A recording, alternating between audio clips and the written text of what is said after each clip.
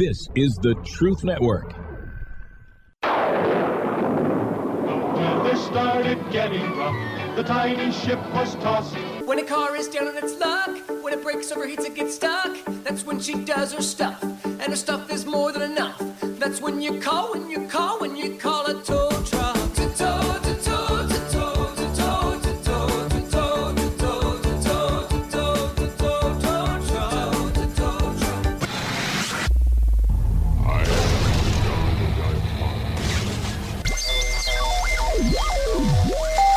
Welcome to the Christian Car Guy Radio Show. I say this calls for action, and now. Drive me safely home, tow truck, drive me safely home. Drive me safely home, tow truck, drive me safely home.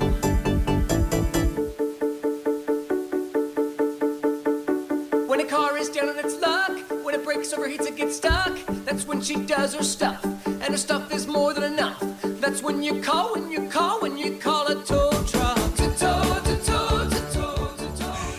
Heavenly. I don't know where Rob was getting all these songs at.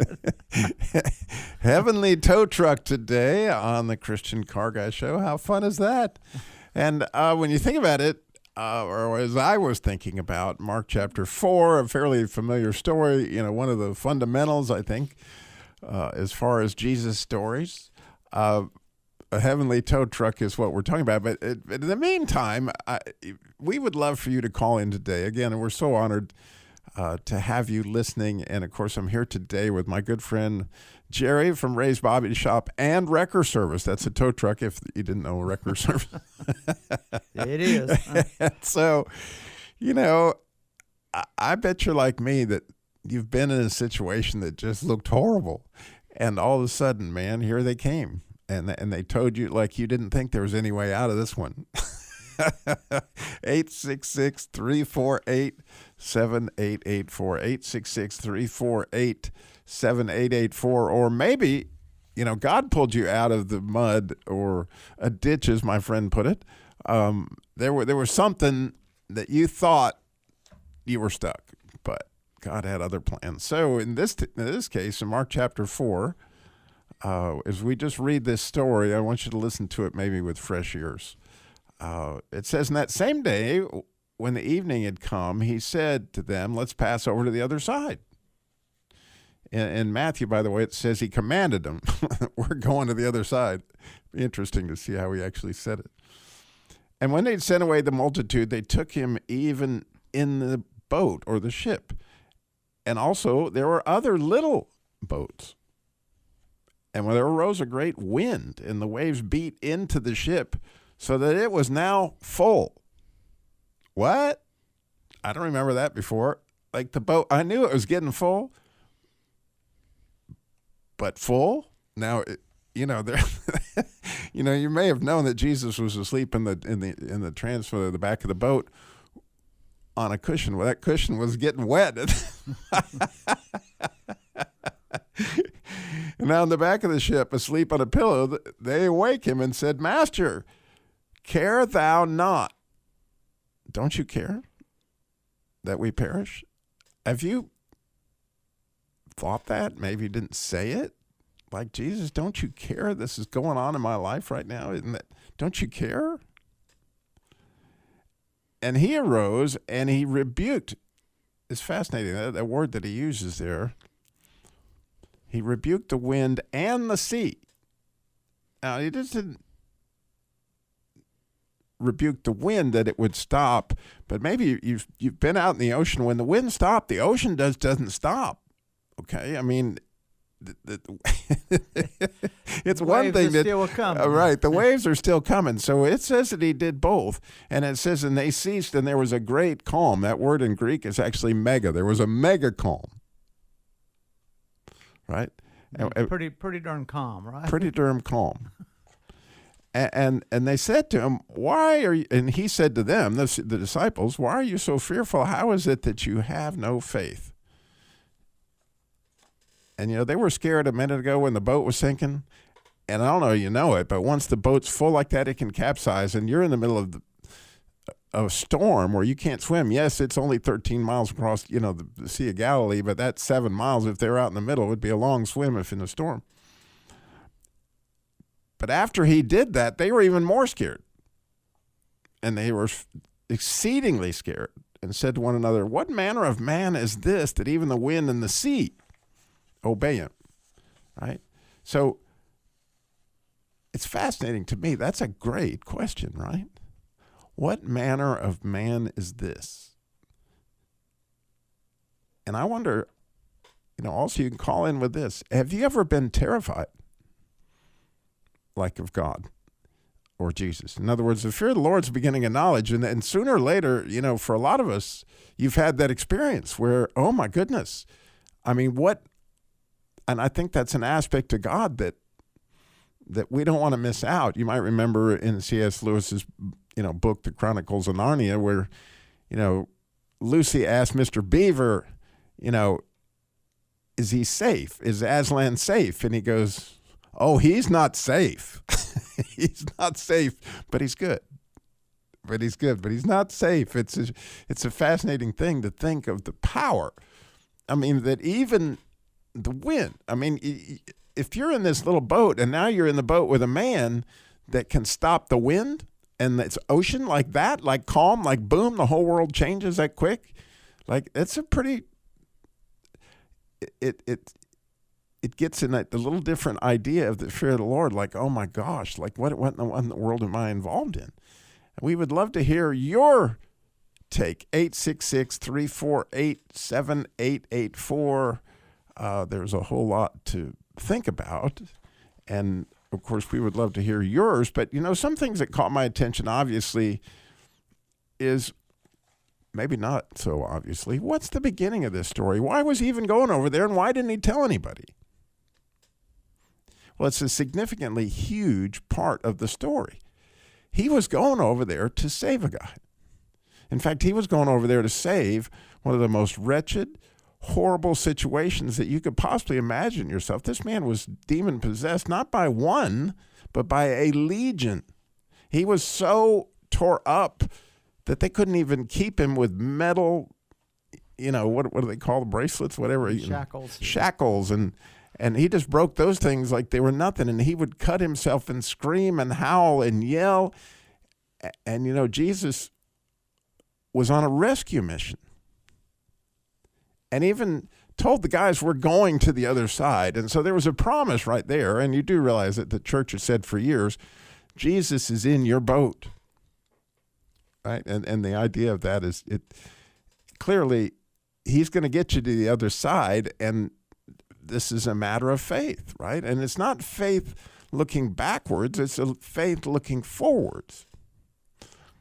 And I don't know if you've ever thought about the concept. We have faith based on what he's done in the past, et cetera, but how's your faith looking forward? Like, what's he going to do with that situation?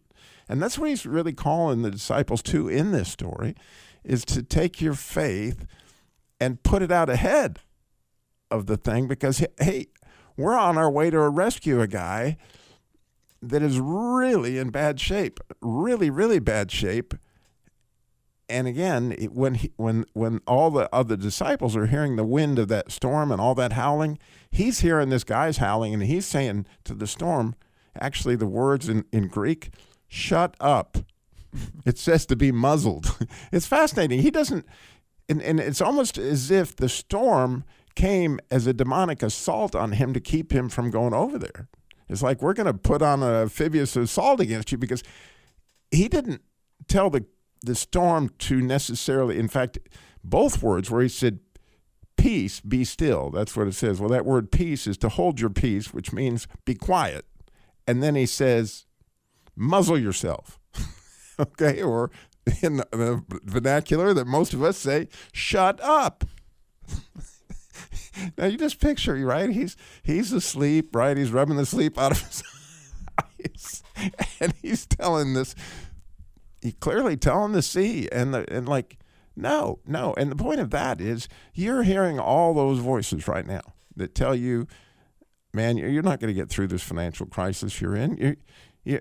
Your situation with your children, that they're not calling you, or whatever the situation may be with that they're far from the Lord and you're worried. Jesus says he's on the way. I mean, he hears those voices, and there is nothing that would stop him, right, Jerry? Oh, absolutely. You know, that story, one thing that just kind of sticks out to me. One is when you talked about all of a sudden they had a fear of Christ at that time. I mean, not of him like I'm scared of him. It's just a fear of the power that he has. All of a sudden, you know, this man is not, there's something different. How in the world could he do that? You know, I think sometimes we all have to get to that point of understanding God's power, his justness, and his righteousness. It would be good to know, right? Oh, absolutely. The more we know, the better we like it. 866-348-7884. What say you? We'll be right back. You're listening to the Truth Network and truthnetwork.com. The weather started getting rough. Drive me safely home. Tow truck, drive me safely home.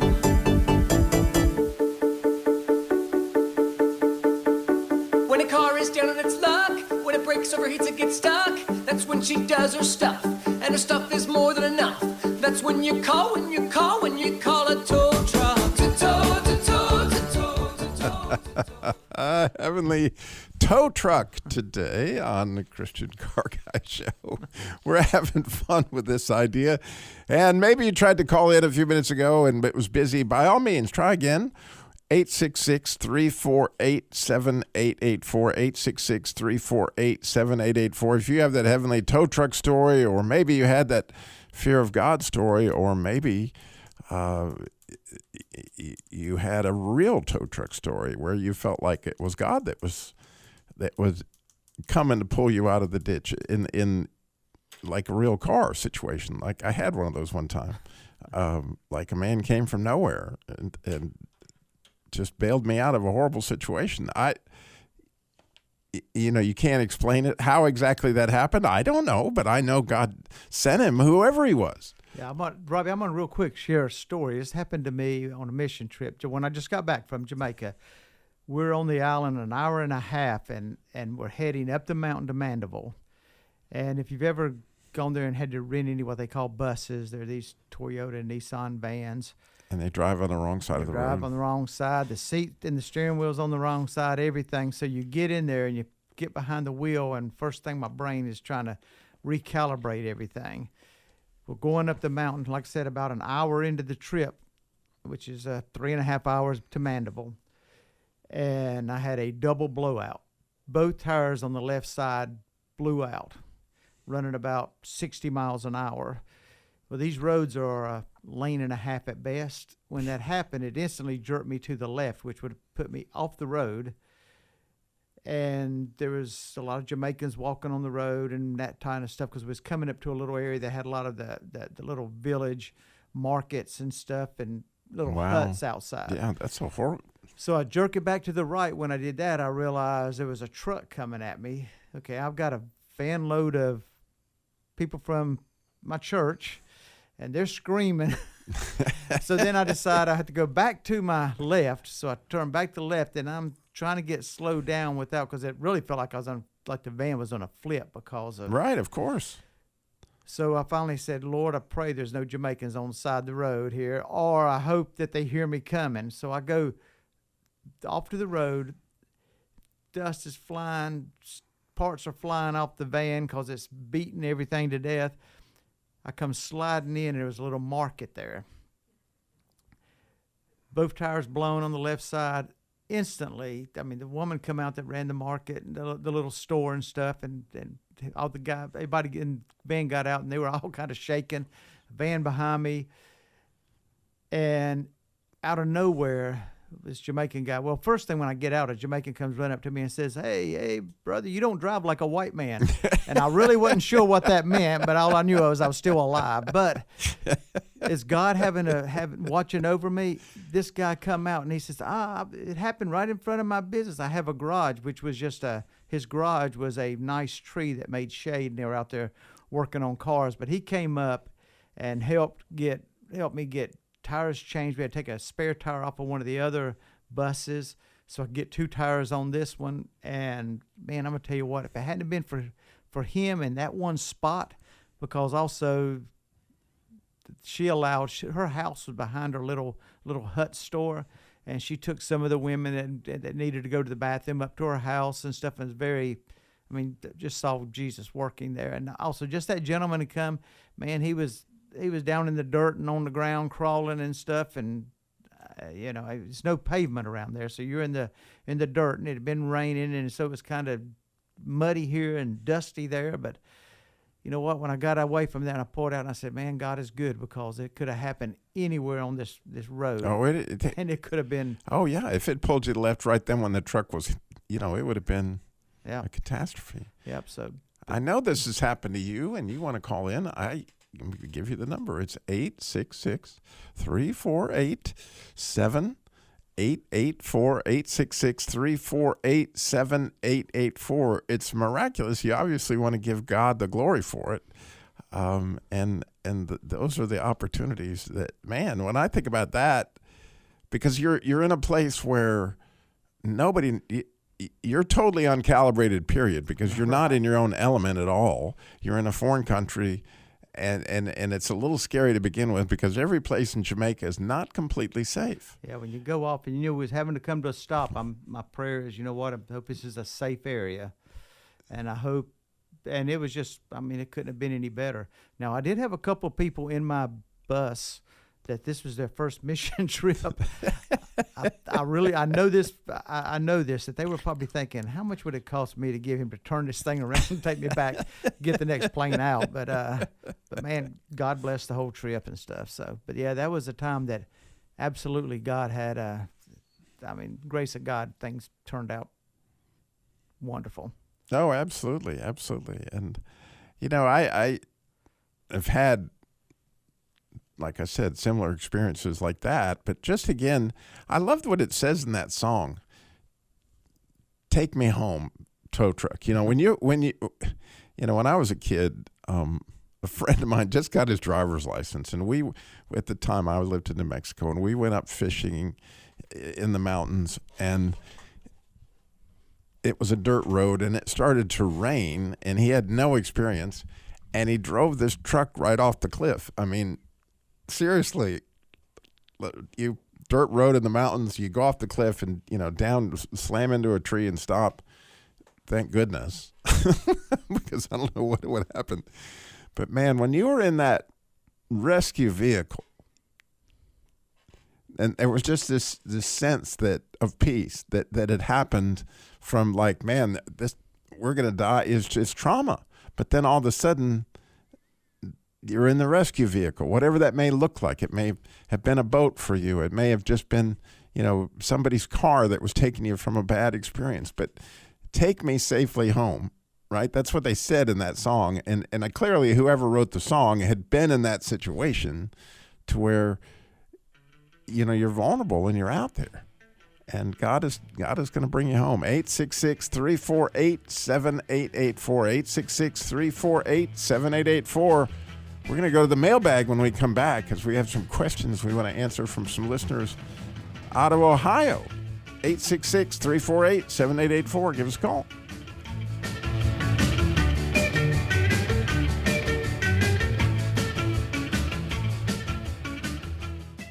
You're listening to the Truth Network and truthnetwork.com.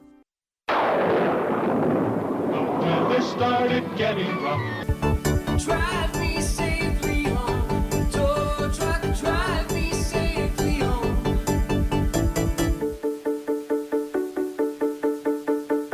When a car is down on its luck, when it breaks, overheats, it gets stuck, that's when she does her stuff. And her stuff is more than enough. That's when you call a tow truck. To tow.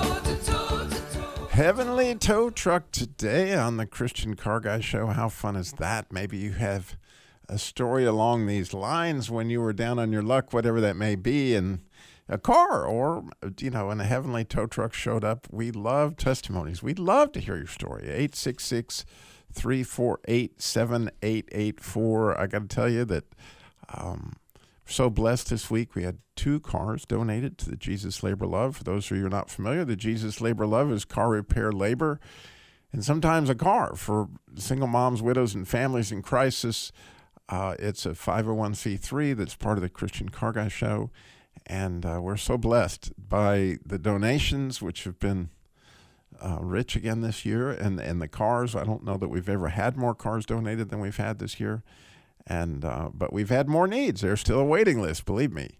And, it's amazing to see how God, and even just yesterday, got a call from an agency that works with pregnancy women that are deciding whether or not to have an abortion, essentially.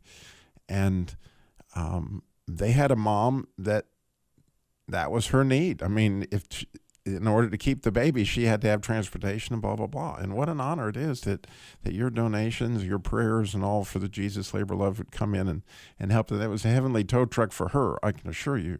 It's a really beautiful thing to see what God does, that you get to take a peek at that. But also, we wanted to talk about the mailbag this week. See, we got an email from a gentleman in Ohio, and I'm going to email him back if he's not listening today, but hopefully he'll know. He was struggling because his Jeep, 2001, I think, as I recall, Jeep, the paint delaminated, right? And that's a issue on them Chryslers in those years, for sure.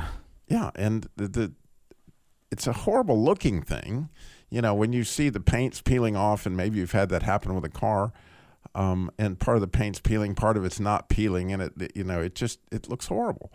And delamination just means the different layers of paint are coming apart, and especially the clear coat off the top of the base coat, that's what you see.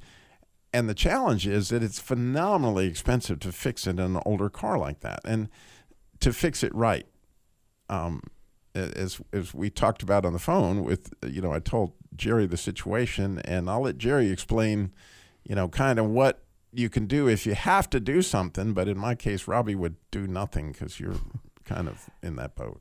Yeah. When you sit there and you get a car, and we haven't come into Ray's Body Shop and Record Service and want an estimate on getting a car, and this is the situation this gentleman is in, where you sit there and you look at, the car is only worth so much, but to do one properly, and for us to do one properly, or some of the, a lot of shops to do it the way it needs to be, you're talking thousands of dollars.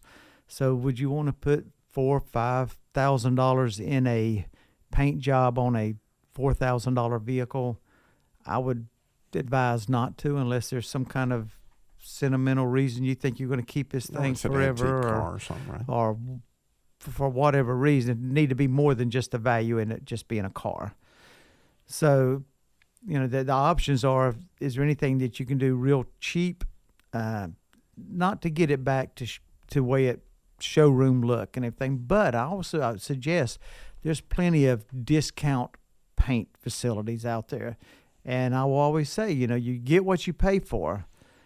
But you can get one of those jobs, and if you look at your vehicle and it's something that your kid is driving, or you're saying, I just need to bridge the gap and get 1 or 2 years, maybe 2.5 years out of this thing, and I'm planning on getting rid of it, then this is the perfect solution for you. Just take it to one of those discount Maaco, for example. Maacos, and there's others in different areas, Peaches, and there's some other ones that are regional and stuff that'll do it. Now, they're not going to be taped up well. They're going to not be prepped very well, but they're going to shine and they're going to look 100% better. It's not going to be a showroom finish. It's not going to be what you're used to seeing. And they also, and they won't use expensive paint. No, that's the thing for us. What we use is, urethane system, water base coat. And for us, an all-over paint job, we have probably about $1,100 in material only. That's just the liquid material put on it. It's just a different quality. It's sort of like, you right, go. Well, then so Maaco isn't going to go get what was originally put on that car and cover it again. So they're gonna find some much less expensive process and it doesn't have the layers of paint in it either. Right, and also you have it's not skilled guys really doing it. But that goes back to it all. It's you get what you pay for, but it's gonna look 100% better, and it's gonna get you. If it's what you're trying to do is bridge it, where when you pull up, everybody looks at it and says, "Man, why in the world are you driving there?" It's gonna give that first appearance of looking pretty good. Because anything else you do, I've seen people who thought you could sin and they'll try to get a shop or a detail shop will say, well, I can buff all that stuff off and it'll look decent, and they make them look worse. It may look good because then they put a lot of spray stuff on it. It'll look good for 48 hours, and all of a sudden, wow, it looks worse than it did. So just, spending your money, spend it wisely and ask a lot of questions. Take it to, I always say, anybody who needs any kind of work, take it to a couple places and get opinions and let them tell you what they think, and then make a decision off of that. Right, and I have a recent purchase of a 2007 Prius, which is a pretty neat car, but the deck lid on it's delaminated, and I can assure you, Robbie's going to do nothing. Because I don't care, and it's not metal showing, it's not going to rust, and so it's delaminated, and that's the deal. You can put some wax on it to make it last as long as it can before it actually all comes off. But it's. You brought up a good point, though, Robbie. One thing is, if you do have a vehicle and it does have bare metal showing, even if it means go by an auto paint supply store and get an aerosol that's close to it and kind of clean that area and blow a little bit of that paint on it, it ain't going to look pretty, but it is going to slow down the rust process. Right. You don't want bare metal, but if it's delaminated and whatever, put a little wax on it, and just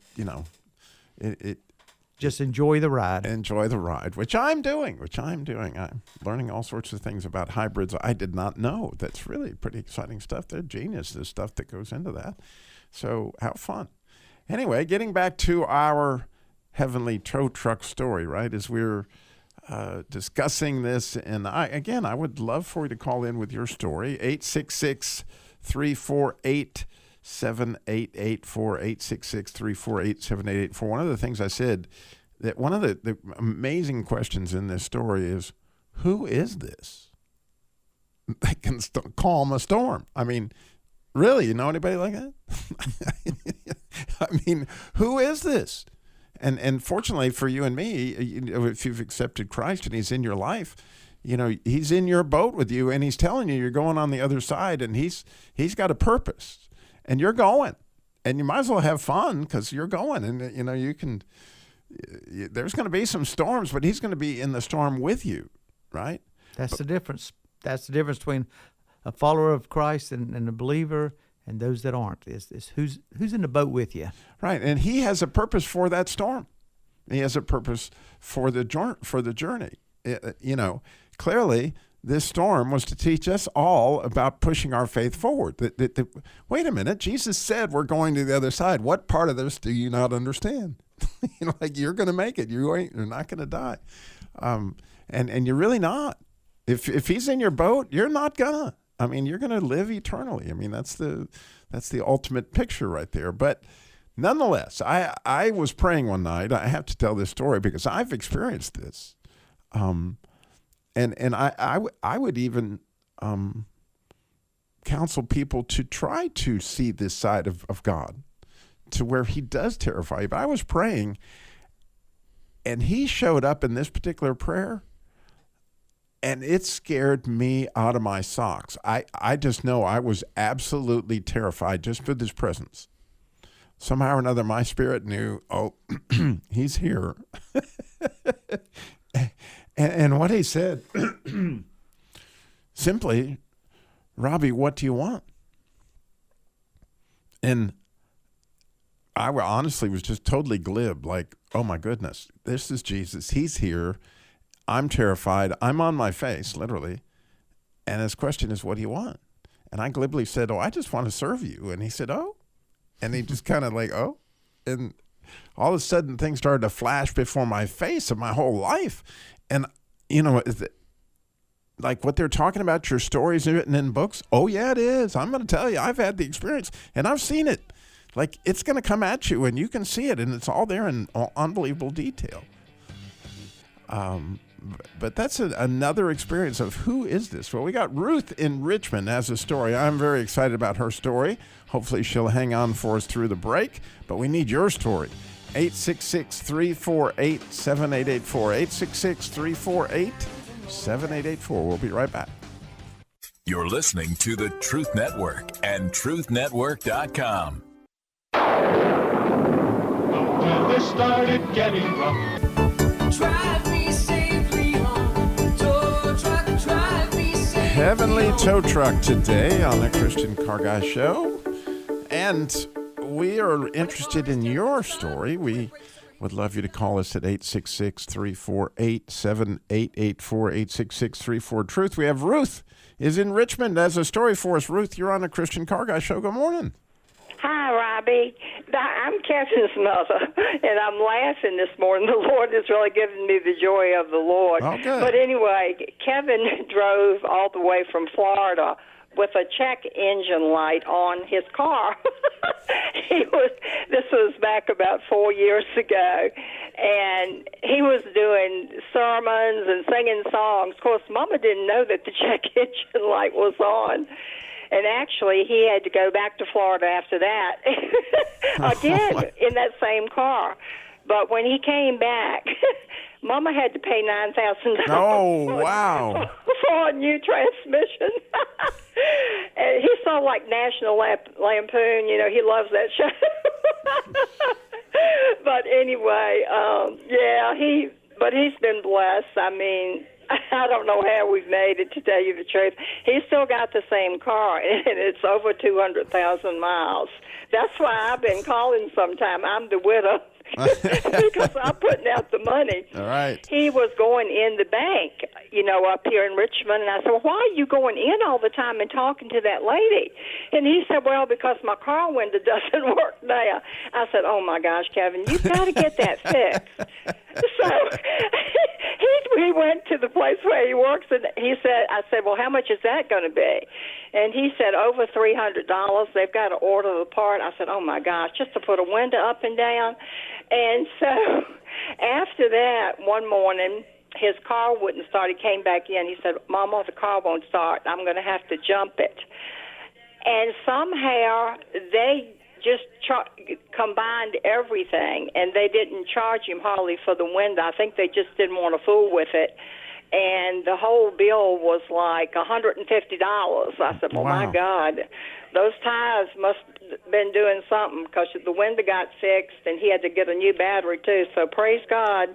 That's all I can say. But Yeah, exactly. And the joy of the Lord is in you. I can assure you. That's so beautiful to hear. And I know Kevin is out there. He composes music. He's a very gifted composer. he's still doing it constantly. Yeah, we had many car stories. You know, my husband died 25 years ago, but we had many car stories. I'll tell you one as quick as I can. I don't know how quick I can do it. We had a Mercury Cougar, and we were going to the beach, and we always would get off of 95 to eat our lunch at a church or something, and we'd go the back road. Praise God, we did. And so we rode on this country road, and when we made a right turn, I heard a boop like, and I said, honey, what is that? And he said, I don't know. And we pulled into this little country station on a Saturday. Everything else was closed, and the man was inside, and when I went up to the door, I hit the alarm. So the police arrived there. And anyway, little did I know that he ended up showing us to go over to Franklin, Virginia, to a Mercury place over there. And we got over there, and, of course, they were closed, too.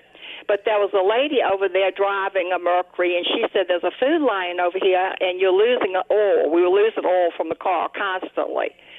And so, anyway, we just said, well, we're going to have to keep going. So we kept going. And we found one restaurant, and the car was just about to blow up. I said, Kevin's got to stop. We got to stop here because he's got diabetes and eat here.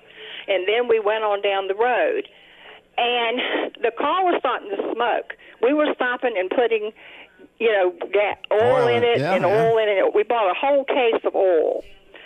And I saw this man with he pulls cars. And I said, honey, slow down, stop here. And I jumped out of the car, and I went running up beside this fence. It had these Doberman pinschers, but I didn't even see them because I just had my eye on the man. I said, please come and help us. Come and help us. Can you come? And he had been out for 2 days, and he said, yes, I will help you. He came, and he put Kevin in the car on the back, towed, and he towed us to Emerald Isle. And that was a Saturday, and then Monday we had to have our car towed over to the town over there. I think it was Beaufort, and they had to put whole new something another in it. I mean, that man too.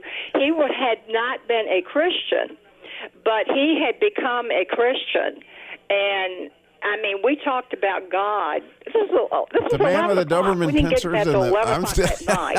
And my husband had heart issues even then. Oh, wow. So he helped us to get the luggage in, and he said, all I ask you for is a little money and make me a pot of coffee. And I said, oh, I definitely will. So, the Lord is faithful.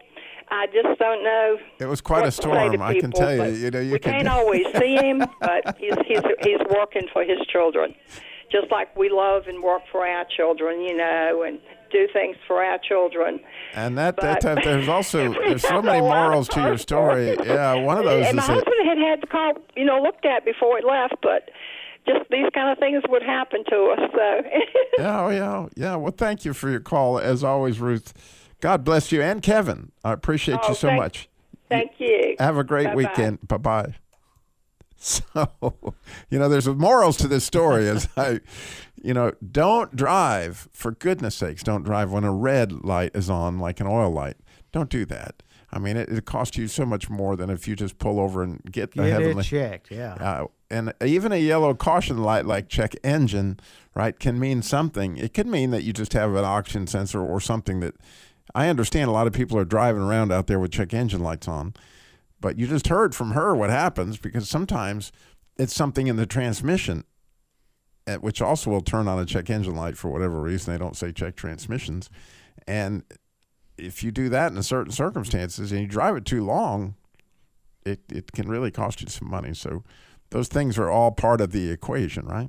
Yeah, sometimes you don't need to call our towing services if you'll just do the normal, back Robbie, me, you, and a lot of our listeners grew up in an area where you pulled up and got gas, and there was an attendant there that would check your oil, check your washer fluid, check your coolant and stuff, check your tire pressure. That's a thing of the past now, so somebody needs to be doing that. So I got to tell you, especially a lot of people don't realize it's normal for a car to burn a quart of oil in 1,500, 2,000 miles. It just is. I mean, and there's nothing necessarily wrong with the car. And so if you've driven at 7,000 or 8,000 before you checked your oil, it can very easily be 2 quarts low, and there not be anything horribly wrong with the car other than you just need to keep it full of oil. So, every time you fill it with fuel, every time you pull that's the way it used to be, and it's the way it should be. Yeah. It's amazing. My cleanup guys are always amazed how many cars come in, because after the repairs, we put them in cleanup, and they also check the tire pressure, the oil, and that kind of stuff. Probably 1 out of 10 will come in and will have showing maybe 1 quart of oil in the vehicle, or just at the very bottom of the dipstick. Right. Something you got to check. Well, thank you for listening. Thank you for your call, Ruth. And, remember, Jesus is in that boat with you if you've asked him in your heart. If you haven't, right, you might want to strongly consider, what do I need to do that? You can certainly get a hold of us at ChristianCarGuy.com for the Jesus Labor of Love or anything that you need. Again, thank you, Jerry. So much fun. Thank you, Robbie. Remember, slow down. Jesus walked everywhere he went, got it all done in 33 years. Thanks for listening.